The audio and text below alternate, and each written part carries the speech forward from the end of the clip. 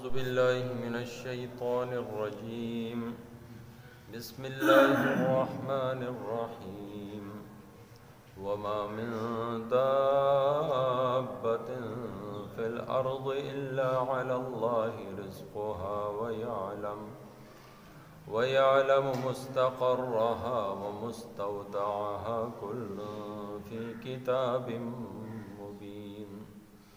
وهو الذي خلق السماوات والأرض في 6 أيام وكان عرشه على الماء ليبلوكم أيكم أحسن عملا. ولئن قلت إنكم مبعوثون من بعد الموت ليقولن الذين كفروا إن هذا إلا سحر مبين. ولئن أخرنا عنهم العذاب إلى أمة معدودة ليقولن ما يحبسه ألا يوم يأتيهم ليس مصروفا عنهم وحاق بهم ما كانوا به يستهزئون. صدق الله مولانا العظيم. وما من دابة او نس ندے اس یو جاندار فی الارض پزمکا کے الا علی اللہ رزقها مگر پا اللہ دا روزی داغا ویعلم او پیجنی مستقرها د ټکاونا ومستودعها او د ساتنې ځای کلن هر څه فی کتاب مبین په کتاب روخانه کې دي. وهو الذی خلق او هم اغا ذات ته چا چې پیدا کړل السماوات والارض اسمانونا او زمکی فی 6 ایام پشپگ ورځو کې وکان عرشه او ودد عرش علی الماء فابو باندې لیبلوکم چې او ازمای تاسو ایوکم یسوک دې لتا سنا احسن عملا ډیر ښه په عمل کې. ولئن قلت او کچریته وای انکم مبعوثون چې خامخا به تاسو روجتول شي من بعد الموت پس د مرګ نه لیقولن الذین کفروا نو ضرور بوای هغه خلق چې کافران دي ان هذا نددا الا سحر مبین مگر جادو خکارا. ولئن اخرنا او کچری رستکمونگا عنهم العذاب لدوین عذاب الى امت معدودت تر یوی مدی شمیرل شوی لیقولن نو ضرور بوای آغا خلق ما یحبسو چی سسیز من اکڑو دا الا واورا یوم یأتیهم فکم ورس چی راشی بدوی باندے عذاب لیس مصروفا نبشی واپس کولے عنهم لدوینا وحاق بهم او راگیر بکی دوی ما کانو بهی عذاب پکم پوری چی دوی یستهزئون ٹوکی کولے. سورہ ہود دا 3 آیتونه دي پړومبای رکوع کې الله جل جلاله چې څومره مخلوقات پیدا کړی دي دا غي د پاره دا غي د ژوند تیرولو چې څومره لوازمات دي هغه ټول هم الله تعالی پوره کړی. مثلا د انسان د ضرورت یو سیز هوا ده، الله تعالی په ځمکه کې وافر مقدار کې پیدا کړی. د انسان د ژوندون تیرولو دپاره یو ضروری سیز اوبه دي، الله تعالی لوی مقدار کې په دنیا کې د دې ذخیره ایښې ده. دغه شان د ده چې څومره ضروریات دي هغه الله جل جلاله هم د دې ځمکې نه بالواسطه یا بغیر څه د واسطې نه پوره کړي. د ده خوراک څښاک چې څومره ضروریات دي، نو دا خبر الله تعالی دلته کوي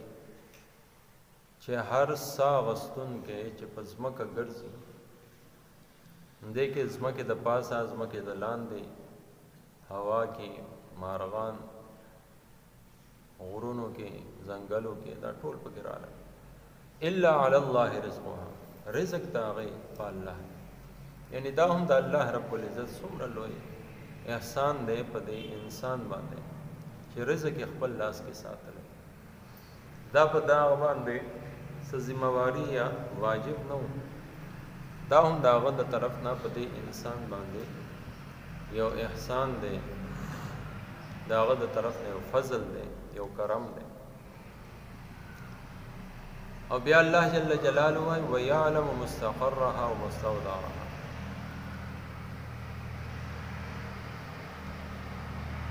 مستقر او مستودع دا دواړه ټکانې ته وایي چې کوم ځای کې انسان اوسېږي. نو مستقر هغه ټکانه چې هغه ځای کې دی به همیشه اوسېږي، او مستودع هغه ټکانه چې کوم ځای کې دی عرضي طور باندې اوسېږي. ابن عباس رضی الله تعالی عنہ فرمایي چې مستودع دنیا کې اوسېدل دي، او مستقر قبر نه واخلې تر آخرت پورې چې دا ټول ژوند دی، نو هغه مستقل ټکانه ده. کلن فی کتاب مبین، او د هر یو څیز دپاره مکمل وضاحت الله جل جلاله په لوح محفوظ کې کړی. دا هغه کتاب دی چې د عرش لاندې دی، او الله رب العزت دې کې هر څه د خپل قدرت کلم سره ولیکل. وهو الذي خلق السماوات والارض، او بیا الله جل جلاله چې کله د الله رب العزت مرضی او منشا او خوښه شوه، نو د ځمکې او اسمانونه پیدا کړل. ګینې دې نه مخکې هېڅ هم نه یو الله. او بیا د خپل قدرت کرشمه داسې وقوله چې شپږو ورځو کې الله رب العزت دا هر څه پیدا کړ. قدرت یې دا هم و چې بس یو آواز سره هر څه پیدا شوي، یو حکم سره. خو دې کې انسان ته دا ښودل دي چې هر یو کار به ښه په رو رو په دمه دمه او سوچ سمج سره کوي. جلدبازي به پکې نه کوي. شیطان جلدبازي وکړه او اوخوی. الله جل جلاله کارونو کې تدریج دی، درجه به درجه فرورو. وکان عرشه علی الماء، او بیا چې کله پورې د اسمانونو او ځمکې نو، د الله رب العزت تخت هغه په اوبو باندې، او دا ارسه سره پیدا کړ. څه ضرورت و؟ لیبلوکم ایکم احسن عملا. الله تعالی ستاسو امتحان کول غواړي. الله رب العزت دا غوښتل غواړي چې وګوري چې تاسو کې څوک د هغه دپاره ټولو کې ښایسته عمل کوي. ایکم څوک ته ستاسو کې داسې احسن عملا، ښه نه بلکې بهترین عمل کوونکی څوک دی. نو دا کارخانه قدرت الله رب العزت د دې دپاره جوړه کړې ده چې د انسان امتحان واخلي. د سره دا چې کوم ژوند دی 50-60 کاله او یا 80 کاله 100-200 کاله چې څومره هم دی، نو دا یو امتحان دی، یو آزمایش دی. لومبی خو الله رب العزت ولا دا اختیار ورکړی دی چې ایمان او کفر کې څه اختیاري دا د په لاس کې چې ایمان یې راوړ بیا دی دا ایمان څومره حده پورې ترقي او اوچتواله او رفعت دی لورکي امام بخاری رحمت الله علیه لیکلی دی چې الایمان یزيد و ينقص ایمان سیوا کیږي هم او کمیږي هم کله چې انسان ښه اعمال کوي د ایمان ایقان یقین هغه نور سیوا کوي او چې کله انسان د نیک اعمال نه څومره لري کیږي د ایمان هغه عمره کمزوري کیږي یقین د دومره کمزوري کیږي نو ځکه الله رب العزت دنیا ته انسان چې راغلی دی د دې لپاره چې د ښه عمل ولئن قلت انکم مبعوثون من بعد الموت او د دې کافرانو دا حال دی چې ځمکه الله رب العزت ولا جوړه کړې ده خوراک سکاک الله رب العزت ولا دا هغې ټول ضروریات پوره کوي چت دی د پاسه د اسمان د الله رب العزت ته طرف نه دی الله رب العزت دی هم پیدا کړی دی خو چې کله دی ته ووایي چې یو ورځ راتلونکې ده تاسو به د مرګ نه پس دوباره ژوندي کېږئ نو بیا دې پورې ټوکې وشتې شروع کړي او وایي ان هذا الا سحر مبین د قرآن ته وایي دا جادو دا خو جادو دی دا خو داسې دی چې انسان باندې اثر کوي نو ځکه د دې نه لرې اوسېدل پکار نو دا د دې حال دی چې هر څه ویني ګوري او د الله رب العزت کوم قدرتونه دي هغه ورته سامړه دي او هغې نه باوجود چې دی ته وویلی شي چې د قیامت یو ورځ ده حالانکه د سوچ خبره ده چې لومبي ځل پیدا کول هغه ګران دي الله تعالی خو هر څه پیدا کړي دوباره پیدا کول د هغه دپاره بیا څه ګران دا خو لومبی نه څه ماډل و نه څه سیمپل و او الله رب العزت خپل قدرت سره دا هر څه پیدا کړل او بیا دې ټولو بادشاهي او مشري انسان لی ورکړه خپل خلافت یې دله ورکړه نو د هغه دپاره دوباره پیدایش د یو انسان څه ګران دی ولئن اخرنا عنهم العذاب او دا داسې خلق دی د خلکو چرته هم پیغمبران په آرام نه دی پرېښودی بلکې دی ته به وي چې مونږ انکار کوو نو مونږ باندې عذاب راولې که دا د دوی خوښه خو نه خوښه خو د الله ده الله جل جلاله عذاب راوستل غواړي نو هغه هم څه ظلم او زیاتې خو نه هغه علی راولي چې د نور دپاره د عبرت یو نښه جوړه شي او دی کې داسې یو کس هم پاتې نشي چې د هغه په زړه کې د هدایت دپاره سزا وي چې کله څه خلک هم نیک اعمال کوونکي د هغه منونکي هغه علاقو باندې الله رب العزت عذاب نه راولي عذاب خو علی راځي چې عمومي طور باندې د الله رب العزت نافرمانی او انکار شروع شي نو دی ته چې وویلی شي چې عذاب به راشي نو دی وی ولې نه راځي لیقولن ما یحبسو دا څه څیز منې که مونږ خو انکار کوو کفر کوو الا یوم یاتیهم نو دا واورئ کله چې هغه رالی لیس مصروفا بیا واپس کېږي نه بیا به تر څو چې تباه کړي نه دي ټول برباد کړي نه دي هلاکت کې ټول نه دي اچولي تر هغې پورې بیا هغه نه پرېږدي قوم نوح ته وګورئ یو هم کس یې پکې پرې نه ښوده هغې اتیا وری راغله قوم سمود او قوم عاد باندې څنګه عذابونه راغله نن هم د هغې کنډرات موجود دي او د عبرت ځای دی وحاق بهم ما کانوا به یستهزئون کله چې هغه عذاب د هغې فیصله وشوه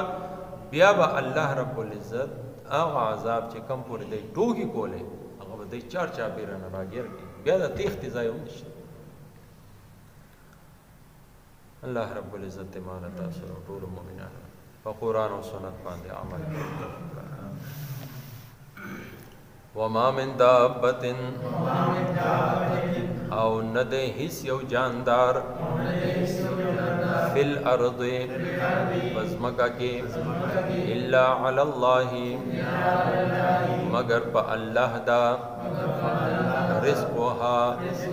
روزی داغي ويعلم او پیجنی مستقرها د ټھکاونا ومستودعها او د ساتنې ځای كل في كتاب مبين ہر سب کتاب روخانہ کی دی وهو الذي خلق او هم آغا دے چاچی پیدا کرل السماوات اسمانونا والارض او زمکا فی ستت ایام بشبگو رزو کے وکان عرشوه او ود اغا عرش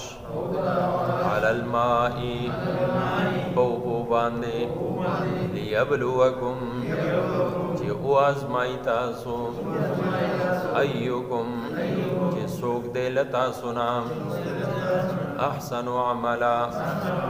دیر خو عمل کون کے ولئن قلتا او کچرت ہوائے انکم مبعوثونا چی بے شکا تاسو براوچت ولی شئی